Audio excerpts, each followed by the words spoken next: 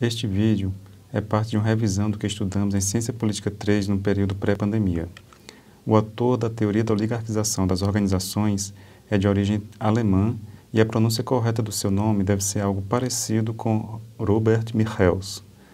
Ele se naturalizou italiano e na Itália seu nome seria pronunciado Roberto Michels, ou Roberto Michels.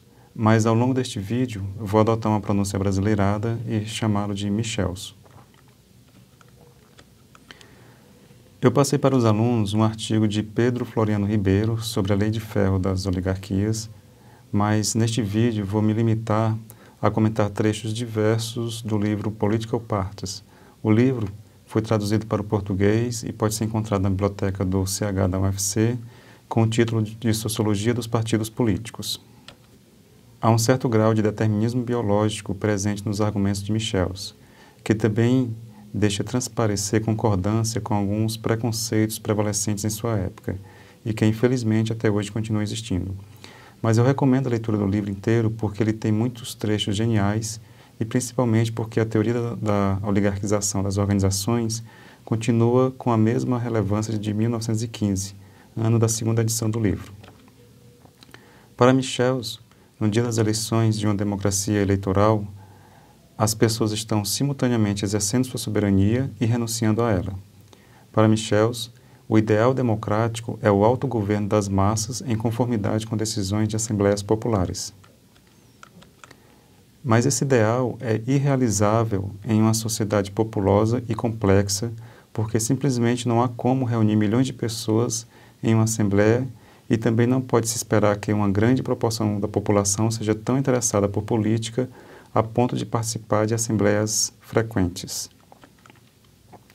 Em todo caso, mesmo não sendo esse ideal realizável, podemos dizer que pelas condições estruturais em que se encontram, é de se esperar que os trabalhadores sejam favoráveis à democracia e que os capitalistas sejam contrários. É claro que são muitas as exceções. Encontramos grandes empresários defendendo a democracia, mesmo quando seu partido é derrotado nas eleições, e encontramos trabalhadores favoráveis a regimes autoritários. Mas quais são as condições estruturais que nos faz esperar que os trabalhadores sejam favoráveis à democracia? Ao meu ver, é uma combinação de dois fatores. Primeiro, uma parte da riqueza produzida pelos trabalhadores retorna para eles na forma de salário e de benefícios estatais, como escola pública gratuita, serviço público de saúde. Mas uma parte considerável dessa riqueza fica com os capitalistas. Objetivamente, portanto, é do interesse dos trabalhadores modificar a política de distribuição de riqueza do país. Segundo, os trabalhadores são muito mais numerosos do que os empresários. Se a política de distribuição da riqueza for decidida pela maioria da população, uma verdadeira democracia, aquela que atenda aos interesses da maioria da população, seria benéfica aos trabalhadores. Seguindo esse raciocínio, os trabalhadores deveriam ser todos favoráveis à democracia. E quais são as condições estruturais que nos fazem esperar que os capitalistas sejam contrários à democracia? É exatamente o inverso. Os capitalistas têm interesses em manter a extração do que Marx chamou de mais-valia, e eles são minoria na população, e, portanto, é melhor para eles um regime político em que eles, mesmo em minoria, consigam determinar o padrão de distribuição da riqueza da sociedade. Notem que, ao falar de democracia, não estou mencionando direitos das minorias, apenas vitória da maioria. Isso porque, dos autores que estamos vendo em Ciência Política 3, os direitos das minorias só aparecem com Robert Tal. Então, a situação é: os trabalhadores são ou deveriam ser favoráveis à democracia, mas uma democracia direta não existia e nem mesmo seria tecnicamente viável em 1915. O que existia em alguns poucos países era uma democracia representativa menos inclusiva do que a atual.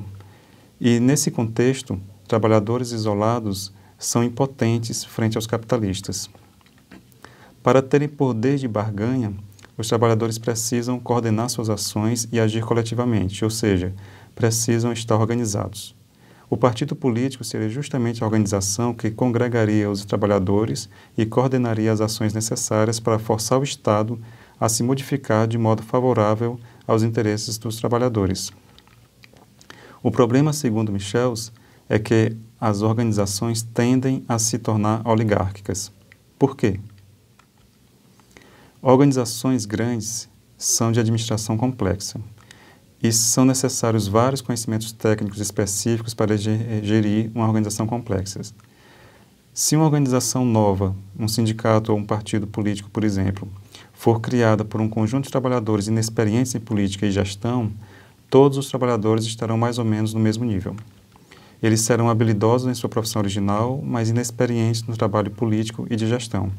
Os líderes dessa recém-criada organização ainda teriam muito a aprender e não se diferenciariam muito dos demais trabalhadores representados pela organização. Com o passar do tempo, os líderes iriam aprendendo cada vez mais sobre o funcionamento da burocracia e sobre negociação política. Quando questionados pela base sobre os motivos de estarem tomando esta ou aquela decisão, um líder habilidoso saberia acessar seu arsenal de conhecimentos sobre o funcionamento da organização, sobre a conjuntura política e sobre as estratégias dos demais atores do campo político, como os representantes dos capitalistas, por exemplo, e saberia selecionar para reforçar seus argumentos somente os fatos e eventos que ajudariam a convencer sua base a apoiá-lo em suas decisões. Organizações complexas, para serem bem geridas e bem-sucedidas, precisam que seus líderes tenham elevado conhecimento técnico, mas o conhecimento ajuda esses líderes a se tornarem uma elite dos trabalhadores. Ou talvez seja mais correto dizer que faz com que esses líderes deixem de pertencer à classe que representam, deixam de ser trabalhadores.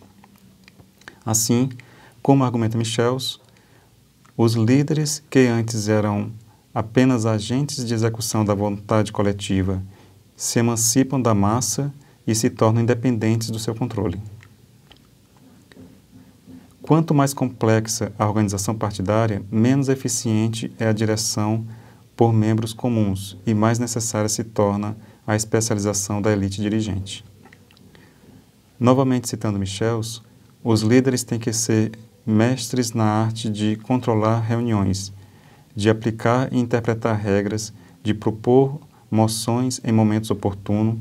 Em uma palavra, eles são habilidosos no uso de artifícios de todos os tipos para evitar a discussão de pontos controversos e, assim, extrair de uma maioria hostil votos favoráveis a si próprios, ou pelo menos, se o pior acontecer, a reduzir a maioria ao silêncio. Isso leva a uma situação paradoxal. Os trabalhadores se organizam para terem maior poder de pressão para tornar a sociedade mais democrática. Consistente com esse propósito, a própria organização deveria nascer e permanecer democrática. Entretanto, quanto mais forte se torna a organização partidária, menos democrática ela fica. Por um lado, quanto maior o número de pessoas filiadas a um partido que defenda os interesses dos trabalhadores, quanto maior o número de militantes ativos, maior será o poder desse partido para pressionar por uma maior democratização da sociedade, por uma distribuição mais justa da riqueza. Por outro lado, quanto maior o partido, menos ele será internamente democrático. É por isso que, para Michels, a democratização dos partidos segue uma trajetória parabólica. Quanto mais o partido cresce, mais ele é democrático por representar um maior número de pessoas, mas com o crescimento ocorre uma elitização da direção do partido.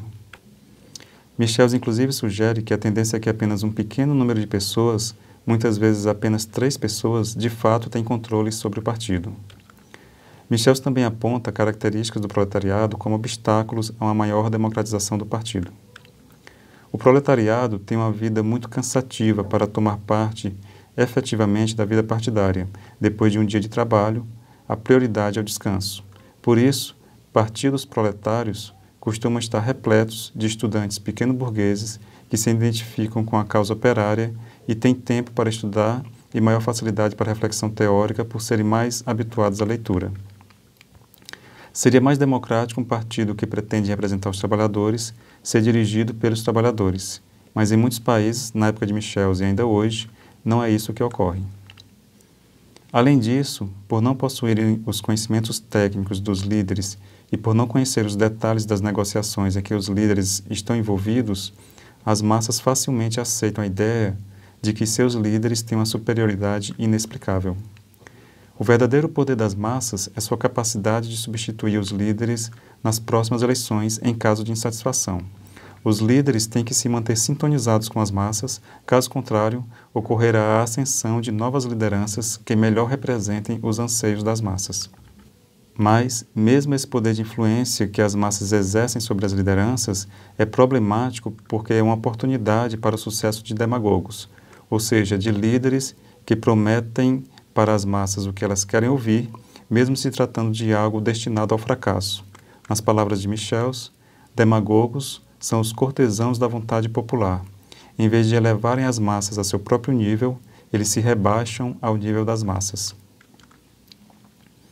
A renovação nas organizações, quando ocorre, é mais frequentemente decorrente de disputas internas entre as lideranças do que da ascensão de alguém da massa até a posição de líder. Processos de descentralização do poder também ocorrem mais em decorrência de pressões de líderes derrotados que lutam por mais poder local porque não estão conseguindo exercer o nível de influência que gostariam na direção central da organização. As organizações se oligarquizam porque suas lideranças adquirem conhecimentos, habilidades, contatos e uma inserção na vida política que lhes permite dirigir a organização para o sucesso. O líder habilidoso será vitorioso em negociações diversas no parlamento ou no governo, atendendo assim aos interesses dos trabalhadores. Mas ao se tornar habilidoso, o líder se torna indispensável. Uma forma de evitar que alguns poucos líderes se tornem extremamente mais habilidosos na política do que militantes comuns do partido seria a obrigatoriedade do rodízio nos cargos de liderança. Por exemplo, um partido poderia definir como regra que cada membro do partido poderia ocupar algum cargo de direção por apenas um único mandato de 2 anos, e que metade da direção seria renovada anualmente. Assim, haveria sempre metade dos dirigentes com experiência de pelo menos 1 ano e metade aprendendo a ser dirigente. O problema é que 1 ano de experiência é muito pouco para o treinamento necessário para tornar um dirigente de partido um grande negociador político. Nos embates políticos, a liderança inexperiente sofreria derrotas seguidamente. Com rodízio frequente, alguns dos que estiveram momentaneamente na posição de liderança talvez sequer tivessem potencial para algum dia ser um líder de sucesso.